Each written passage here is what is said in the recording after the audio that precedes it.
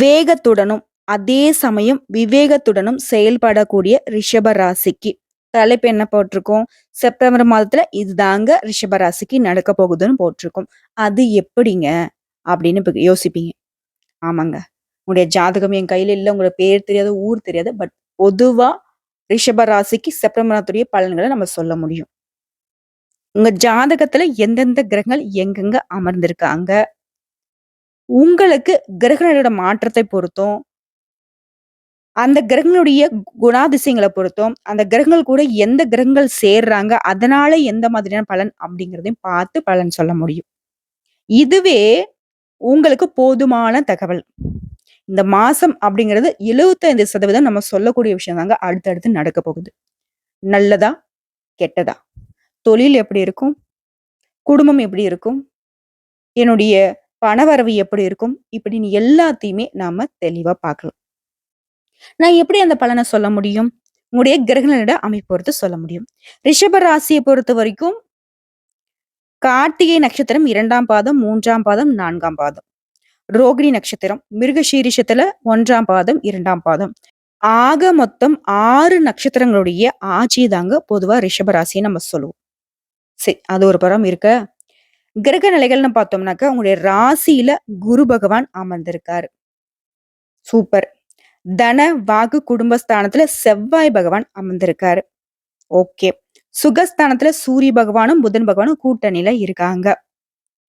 பஞ்சமஸ்தானத்துல சுக்கிர பகவானும், கேது பகவானும் கூட்டணியில இருக்காங்க. அடுத்த தொழில் ஸ்தானத்துல சனி பகவான் வக்ரகதியில இருக்காரு. அடுத்த லாபஸ்தானத்துல ராகு பகவான் அமர்ந்திருக்காரு. சோ கிரகங்கள் வந்து பாத்தீங்கன்னா இந்த மாதிரி தான் வலம் வர போறாங்க இந்த மாசத்துல.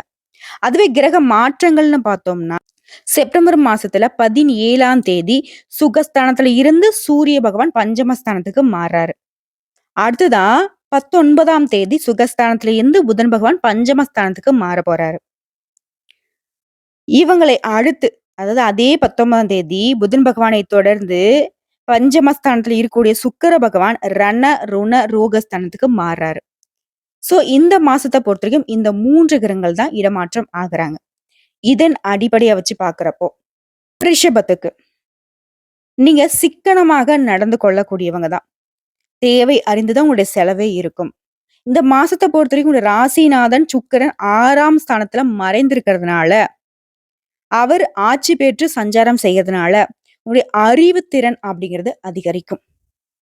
ரொம்ப நாளா வந்து மண்டையே வேலை செய்யல. ஒரு யோசனையும் வரமாட்டேங்குது. எடுத்ததெல்லாம் தடைகள் தாமதமா போய் நிக்குது.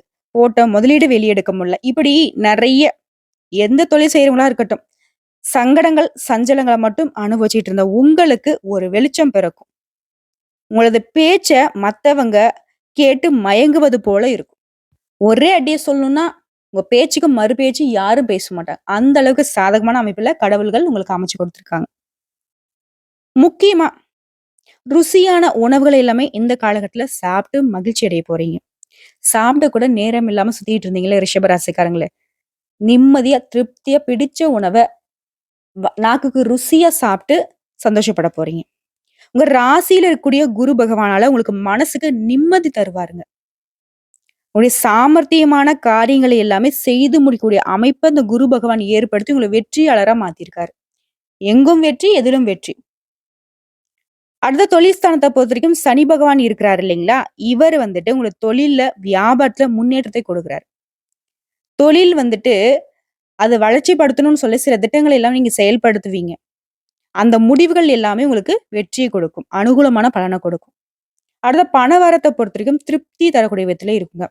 சொந்தமா தொழில் செய்யறவங்க வியாபார ஸ்தலங்களுக்கு புதுசா இடம் வாங்குவீங்க. உத்தியோக பணிகள் இருக்கக்கூடிய அன்பர்களை பொறுத்த வரைக்கும் உங்களுடைய செயல் திறமை கூடும்.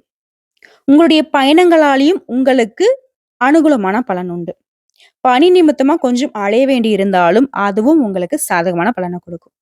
குடும்பஸ்தானத்தை செவ்வாய் பகவான் அலங்கரிக்கிறதுனால குடும்பத்துல சிறிது நிம்மதி வந்துட்டு குறையிற மாதிரி உங்களுக்கு தோன்றும். சுற்றத்தாருடைய வருகை அப்படிங்கிறது இந்த காலகட்டத்துல உங்களுக்கு கொஞ்சம் வந்துட்டு மகிழ்ச்சி தரக்கூடிய விதத்துல இருக்கும். ஏன்னா உறவுக்காரங்க அப்படின்னாக்கா ரிஷப ராசிக்கு 7ஆம் பொருத்தம்னே சொல்லலாம். சரிபட்டு வராது. அடுத்த கணவன் மனைவிக்கிட்டயே சின்ன சின்னதா மனஸ்தாபங்கள் வர்றதுக்கு வாய்ப்பு இருக்கு. இதனால விட்டு கொடுத்து நடந்துக்கோங்க. பிள்ளைகள் மூலம் மன மகிழ்ச்சி ஏற்படுங்க. குடும்பத்துல வருமானம் அதிகரிக்கும். வீட்டிற்கு தேவையான பொருட்கள் எல்லாமே இந்த காலகட்டத்துல வாங்கி மகிழ்ச்சி அடைய போறீங்க. உறவுக்காரங்க, நண்பர்கள் மூலம் ஆதாயம் பெற போறீங்க. பெண்கள பொறுத்தவரைக்கும் உங்களுடைய அறிவுத்திறன் அப்படிங்கிறது அதிகரிக்குங்க. உங்களுடைய இனிமையான வார்த்தைகளால சிக்கலான காரியத்த கூட எளிமையா செய்து முடிப்பீங்க. அடுத்த கலைத்துறையில இருக்கக்கூடிய அன்பர்கள பொறுத்தவரைக்கும் பணவரத்து அப்படிங்கிறது தாராளமா இருக்கும்.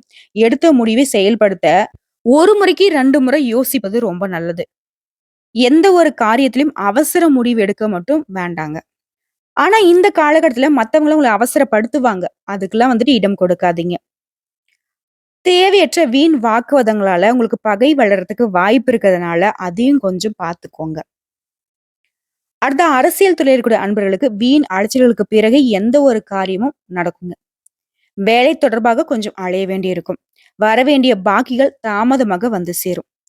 மாணவர்களை பொறுத்தவரைக்கும் கல்வியில முன்னேற்றம் உண்டாகும். எதிர்காலத்தை கருத்தில் கொண்டு சில திட்டங்களை ஆலோசித்து நடைமுறைப்படுத்துனீங்க அப்படின்னாக்க எங்கும் வெற்றி, எதிலும் வெற்றி மாணவர்களுக்கு. இப்போ வரைக்கும் நம்ம பார்த்தது செப்டம்பர் மாதத்துடைய ரிஷப ராசியின் பொது பலன்கள். இப்போ நம்ம நட்சத்திர பலன்களை பார்த்தோம்னாக்க கூடுதல் விவரங்களா இருக்கும் இல்லையா? அந்த வகையில கார்த்திகை நட்சத்திரம் 2ஆம் பாதம், 3ஆம் பாதம், 4ஆம் பாதம். உத்தியோகத்துல இருக்கக்கூடிய அன்பர்களுக்கு வீண் அலைச்சல்கள் ஏற்பட்டாலும் ஒரு முடிவு எடுக்கிறதுல நீங்க எதிர்பார்த்தபடியே காரியம் நடக்கும். ஒரு செயல்பாட வந்துட்டு நீங்க நினைக்கிறீங்க. இந்த வேலைய செஞ்சு முடிக்கணும்பா அப்படின்னு நினைக்கிறீங்க இல்லையா? நீங்க நினைச்ச மாதிரியே எவ்வளவு தடைகள், தாமதங்கள் வந்தாலும் உங்களுக்கு நினைச்ச மாதிரியான ரிசல்ட் உண்டு. சக ஊழியர்கள் உங்களுக்கு ஆதரவா இருப்பாங்க. உத்தியோக பணிகள் இருக்கக்கூடிய அன்பர்களுக்கு. குடும்பத்த பொறுத்தவரைக்கும் கணவன், மனைவி 2 பேருமே மனசு விட்டு பேசுனீங்க அப்படின்னா ரொம்பவே நல்லது. குடும்ப விஷயங்கள அடுத்தவங்க கிட்ட ஆலோசனை கேட்டீங்க அப்படின்னா, அது உங்களுக்கு நல்லது கிடையாது. முடிஞ்ச அளவுக்கு குடும்ப விஷயத்த உங்களுக்குள்ளேயே வச்சு கணவன், மனைவி மட்டுமே மற்றும் குடும்பத்தார்கிட்ட மட்டுமே பேசி ஆலோசிப்பது நன்மையை கொடுக்கும். குழந்தைகள் முன்னேற்றத்துல அக்கறை காட்டுவீங்க. அதே மாதிரி சொந்தக்காரங்கிட்ட பேசுறப்பவும் சரி, ஃப்ரெண்ட்ஸ் கிட்ட பேசுறப்பவும் சரி, கவனமாக பேசி பழகுவது நல்லது. அடுத்த ரோகிணி நட்சத்திரக்காரங்க. எதிர்பாராத பண உதவிகள் கிடைக்கக்கூடிய காலகட்டம். கடும் ஜுரம், விவாதங்கள், கலகம், அடுத்த வீட்டாருடன் சதா சண்டை இதெல்லாம் ஈடுபடுறதுக்கு வாய்ப்பு இருக்கிறதுனால ரொம்பவே கவனமா இருக்கணும். பேச்சுல நிதானத்தை கடைபிடிங்க. யாருடைய தூண்டுதலுக்கும் செவி சாய்க்காமல் இருந்தீங்க அப்படின்னாவே நல்லது. உங்களுக்கு என்ன தோணுது? அத மட்டும் செய்யுங்க. அவன் சொன்னான், இவன் சொன்னான், அவங்க சொன்னாங்க, இவங்க சொன்னாங்கன்னு எந்த ஒரு விஷயத்தையும் காதுக்கு கொண்டு வராதீங்க. அது உங்களுக்கு நல்லது இல்ல. அடுத்தா வியாபாரிகள பொறுத்தவரைக்கும் நல்ல விதமாக பண வசதிகள் அனைத்தும் வரக்கூடிய காலகட்டம். பொருளாதார ரீதியா ரோகிணி நட்சத்திரத்துக்கு இந்த செப்டம்பர் மாதம்ங்கிறது ரொம்பவே அற்புதமா அமைஞ்சிருக்கு. இருந்தாலும் மத்த விஷயங்கள்ல நீங்க கவனமா இருக்கணும். அடுத்தா மிருக சீரிஷம் நட்சத்திரம் 1ஆம் பாதம், 2ஆம் பாதம். உங்கள பொறுத்தவரைக்கும் தடைப்பட்டிருந்த காரியங்கள் எல்லாமே இனிமையாக நடைபெறப் போகுது. ஆரோக்கியத்துல இருந்து வந்த குறைபாடுகளும் நீங்க போகுது. பொருள் வளம் சிறக்கும். குடும்பத்த பொறுத்தவரைக்கும் மகிழ்ச்சியான தருணங்கள் தொடரப் போகுது. தொட்ட காரியங்கள் எல்லாமே வெற்றியை கொடுக்கும். தொட்டதெல்லாம் பொன்னா மாறுன்றாங்களே அதே மாதிரிதான். எங்கும் வெற்றி, எதிலும் வெற்றி. மண்ண தொட்டாலும் பொன்னா மாறுங்க. நீங்க இனிமையாக பேசுறதுனால நீங்க இனிமையா பேசுறதுல வல்லவர்கள் தானே. இதன் காரணமா நீங்க காரியங்களை சாதித்துக் கொள்வீங்க. மிருகசீரிஷம் நட்சத்திரத்திற்கு ரொம்ப அற்புதமான மாதமா அமைஞ்சிருக்கு. எதையும் குத்தம் குறையா சொல்ல முடியாது. பொதுப்படியா சொல்லணும்னா ரிஷபராசியை பொறுத்தவரைக்கும் ஏற்றம் அதிகமாகவும் இறக்கம் அப்படிங்கிறது ஒரு சில இடங்கள்ல மட்டும்தான் இருக்குன்னு செப்டம்பர் மாதத்துடைய பலன்களை சொல்லலாம். பொதுப்படியா ரிஷபராசிக்கு பரிகாரம்னு கேட்டீங்கன்னாக்கா வெள்ளிக்கிழமைகள் தோறும் சிவபெருமான் ஆலயத்துக்கு சென்று கோவிலை வலம் வர அதிர்ஷ்டம் உண்டாகும். நினைச்ச காரியம் நினைச்சபடியே கைகூடும். தடைகள் தாமதங்கள் விலகும். குடும்பத்துல இருக்கக்கூடிய சங்கடங்கள் விலகி சந்தோஷம் நிலைக்கும். அதிர்ஷ்டமான கிழமைகள்னு பார்த்தோம்னாக்க வளர்பிறையில ஞாயிறு, திங்கள், வியாழன். அதுவே தேய்பிரையை பார்த்தோம்னா ஞாயிறு மற்றும் திங்கள் உங்களுக்கு அதிர்ஷ்டத்தை தருங்க. சந்திராஷ்டமம் அப்படின்னு பார்த்தோம்னாக்க செப்டம்பர் மாதம் 12, 13 இந்த நாட்கள்ல எங்கும் கவனம், எதிலும் கவனம். அதுவே அதிர்ஷ்டமான தினங்கள்னு பார்த்தோம்னாக்க செப்டம்பர் மாதம் 5ஆம் தேதி, 6ஆம் தேதி. இப்போ வரைக்கும் பார்த்தது பரிகாரமா இருக்கட்டும், அதிர்ஷ்டமான கிழமைகளாகட்டும், சந்திராஷ்டமா இருக்கட்டும், அதிர்ஷ்டமான தினங்களா இருக்கட்டும். ரிஷப ராசிக்கு பொதுப்படியா நம்ம பேசியிருக்கோம். இப்போ தனித்தனியா நட்சத்திர பலன்களோட எந்தெந்த ராசிக்கு சந்திராஷ்டமம் என்னன்னைக்கு அப்படிங்கறத நம்ம விரிவா பார்த்தோம்னா உங்களுக்கு கூடுதல் விவரங்களா இருக்கு இல்லையா? அந்த வகையில கார்த்திகை நட்சத்திரம் 2ஆம் பாதம், 3ஆம் பாதம், 4ஆம் பாதம். உங்களுக்கு சந்திராஷ்டமம் அப்படிங்கிறது செப்டம்பர் மாதம் 12ஆம் தேதி இருக்கு. அந்த நாள்ல எல்லா இடங்கள்லயும் கவனமா இருங்க. அதிர்ஷ்டமான நாளுன்னு பார்த்தோம்னாக்க செப்டம்பர் மாதம் 1ஆம் தேதி, 6ஆம் தேதி, 10ஆம் தேதி. சுப நிகழ்ச்சிகள் செய்ய பயன்படுத்துங்க. பரிகாரம்னு பார்த்தோம்னாக்கா மகாலட்சுமி தாயாரை வெள்ளிக்கிழமைகளை வழிபாடு செய்ய நன்மைகள் அதிகரிக்கும், சங்கடங்கள் நீங்கும். 2வதா ரோகிணி நட்சத்திரத்தை பொறுத்த வரைக்கும் தெளிவான சிந்தனையோடு வலம் வரக்கூடிய உங்களுக்கு சந்திராஷ்டமம் அப்படிங்கிறது செப்டம்பர் மாதம் 12, 13 இந்த நாட்கள்ல எங்கும் கவனம், எதிலும் கவனம். அதிர்ஷ்டமான நாளுன்னு கேட்டீங்கன்னாக்கா செப்டம்பர் 2, 6, 11, 15 இந்த 4 நாட்கள சுப நிகழ்ச்சிகள் செய்ய பயன்படுத்திக்கோங்க. உங்களுக்கு பரிகாரம் அப்படின்னு கேட்டீங்கன்னா, குலதெய்வத்தை வழிபாடு செய்ய உங்களுடைய முயற்சிகள் எல்லாமே வெற்றியாக மாறும். அடுத்தா மிருகசீரிடம் நட்சத்திரம் 1ஆம் பாதம், 2ஆம் பாதம். உங்கள பொறுத்த வரைக்கும் சந்திராஷ்டமம் அப்படிங்கிறது செப்டம்பர் மாதம் 13ஆம் தேதி. அந்த நாள்ல எங்கும் கவனம், எதிலும் கவனம். அதிர்ஷ்டமான நாளுன்னு பார்த்தோம்னாக்க செப்டம்பர் மாதம் 6ஆம் தேதி, 9ஆம் தேதி, 15ஆம் தேதி. இந்த 3 நாட்கள் சுப நிகழ்ச்சிகள் செய்ய பயன்படுத்திக்கோங்க. உங்களுக்கு பரிகாரம்னு பார்த்தோம்னா, திருச்செந்தூர் முருகனை வழிபாடு செய்ய வாழ்க்கையில வளம் உண்டாகும். இவ்வளவுதாங்க.